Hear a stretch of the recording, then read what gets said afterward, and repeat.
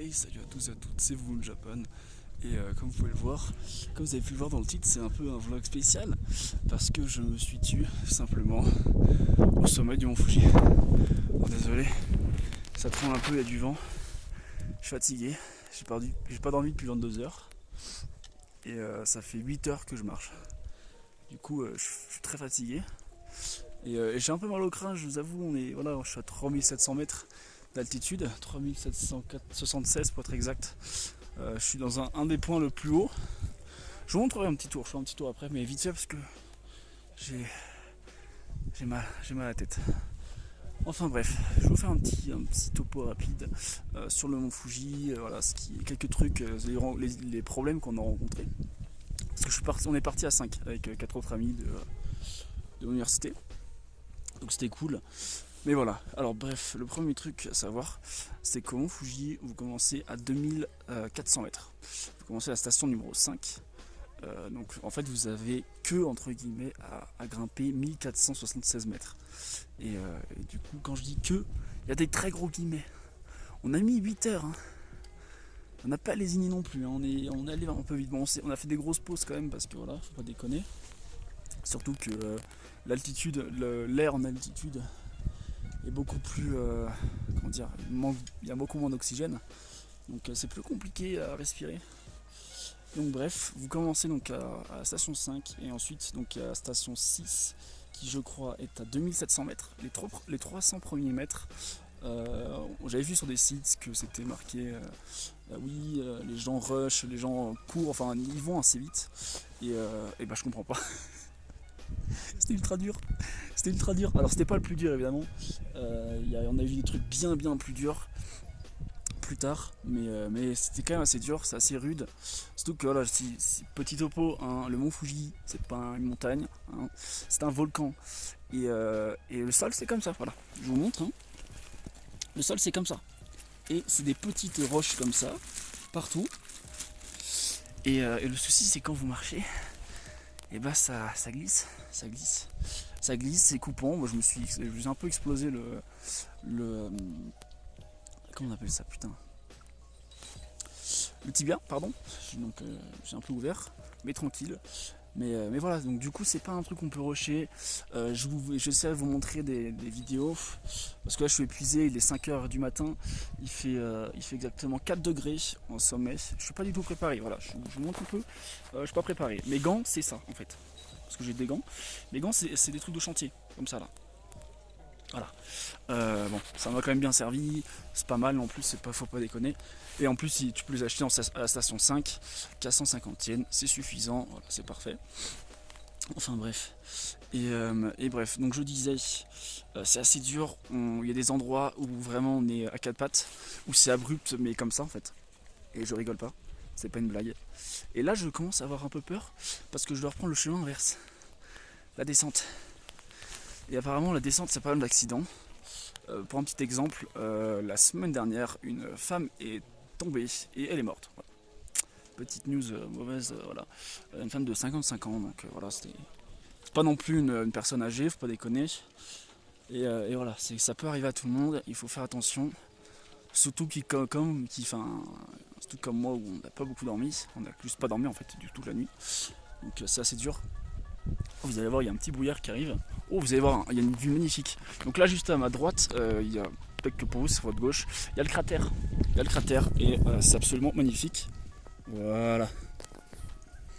Alors vous voyez plus vraiment grand chose. C'est dommage, j'aurais dû vous montrer avant. Mais vous verrez avec les images, j'ai pris quelques petites vidéos. Voilà, je suis arrivé pour le lever de soleil. Tiens, voilà, je suis parti pour la petite vidéo. Je suis parti à 20h30, je suis arrivé à 4h40, 4h30 pour être exact. Et le lever de soleil était 4h48. Donc je suis le 25 juillet aujourd'hui. Voilà. Donc on est parti le 24 juillet. C'est fatigant. Ma main elle est jolie. Enfin, attends, je vous montre un peu vite fait. Enfin, ma main elle est blanche, elle est très blanche. Je suis très blanc de base, mais elle est très blanche. Je vais essayer de remettre mon gant, je suis désolé. Juste. Désolé pour ce vlog à l'arrache. Mais il fait vraiment froid. Il fait vraiment très froid. Enfin bref. Une fois que vous arrivez à la station numéro 6, vous avez ensuite la station numéro 7. La nouvelle station numéro 7 qui est à 3000 mètres. Là c'est pas mal. C'est la dernière station où vous pouvez acheter des boissons. Ensuite vous pouvez plus rien acheter jusqu'à la station 9. Où la station 9, il y a un petit gîte, enfin un petit endroit. En fait il y a des gîtes à chaque... pardon, je suis désolé. Il y a des gîtes à chaque palier. Mais en fait il faut réserver en avance. Oh putain, il y a une vue, mec, c'est trop stylé. Genre t'as tout le... Voilà, vous avez toute la petite montée là qui est là-bas. Et vous montez jusque là-haut. Et ensuite il faut redescendre tout le fond de la montagne. Et voilà, jusqu'au niveau 2400. Ça va être chaud. Hein. Et bref, donc du coup vous avez des petits gîtes, mais malheureusement en fait vous pouvez pas rentrer parce que c'est des gîtes où il faut réserver en avance. Les nuits sont très chères et ça sert à rien. Je ne vous conseille pas de prendre une nuit. Sauf si d'ailleurs il y a un petit truc, si vous n'êtes pas en condition physique, laissez tomber. Si vous n'avez pas fait de sport, nous on a ramené un pote qui n'a pas fait de sport depuis qui n'a jamais fait de sport de sa vie. On a beaucoup lutté, on a failli rater le lever de soleil. On a eu un peu les boules, voilà. En fait, on a mis 8 heures, on aurait pu prendre 6h30, quoi, par exemple. En vrai, c'est pas trop dérangeant, mais quand il fait froid, il faut rester 1 heure à une station, parce que si t'arrives... Parce que là, si on était arrivé à 3h du matin ici, sachant qu'il fait 2 degrés quasiment, c'est juste horrible, parce que t'as pas d'endroit... Je tremble, c'est horrible. Désolé, je vais essayer de pas trembler. Enfin bref. Ensuite de la station 7, il y a la station en fait, jusqu'à l'ancienne station 7 qui est à 3250. Là tout est fermé, il fait froid, c'est horrible. Mais ça va. C'est pas le pire. Après il y a la station 8. Là je crois que c'est à 3450. Donc ça c'est que 200 mètres qui nous séparent. Mais si vous voulez un ordre de grandeur, les premiers 300 mètres. Pardon. Les premiers 300 mètres nous ont pris 1h30, enfin 1h30 quasiment, 1h20. Ensuite ça a pris les 300 mètres, ensuite ça avait encore 300 mètres, ça nous a pris 50 minutes. Ensuite, donc du coup de la station 6 à de la station nouvelle 7 à la station 7, ça nous a pris exactement 45 minutes pour 200 mètres. Donc voilà, 45 minutes pour 200 mètres, hein, c'est chaud.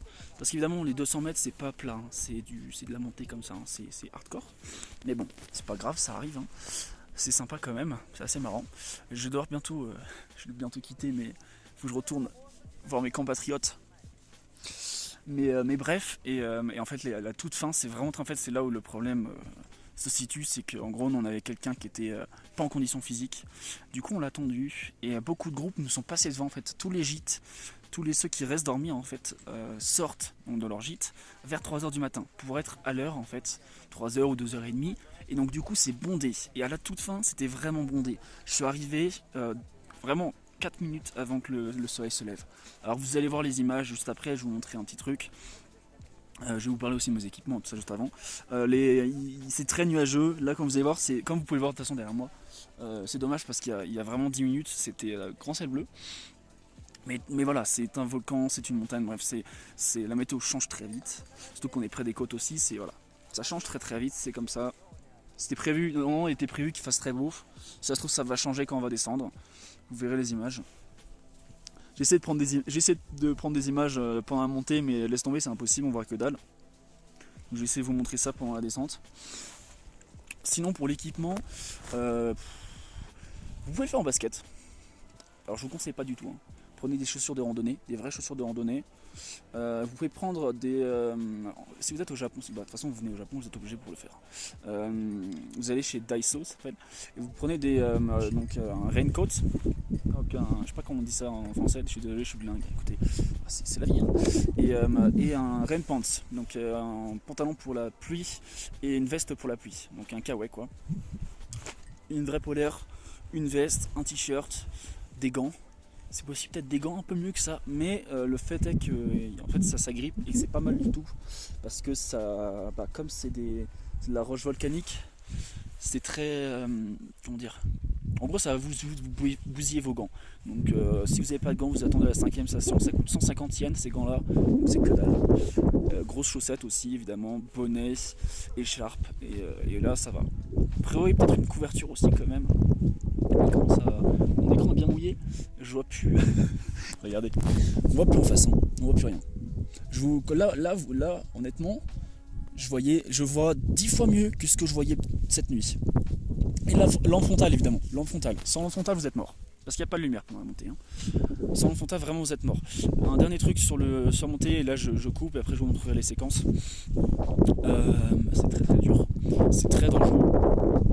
C'est vraiment très dangereux. Il y a des moments où tu peux mourir, vraiment. C'est pas une blague, tu glisses et tu sens que. En fait il y a juste une corde en fait, qui te tient parfois. Et parfois la corde elle est juste au niveau de tes pieds. Donc si tu tombes et tu meurs. Parce que la roche volcanique ça pardonne pas. Hein. Tu te prends un coup dans la tempe ou un coup dans la jugulaire, t'es juste mort. En fait, t'es juste clamsé. Donc bon, c'était une expérience de malade. Vraiment un truc incroyable. Je suis épuisé.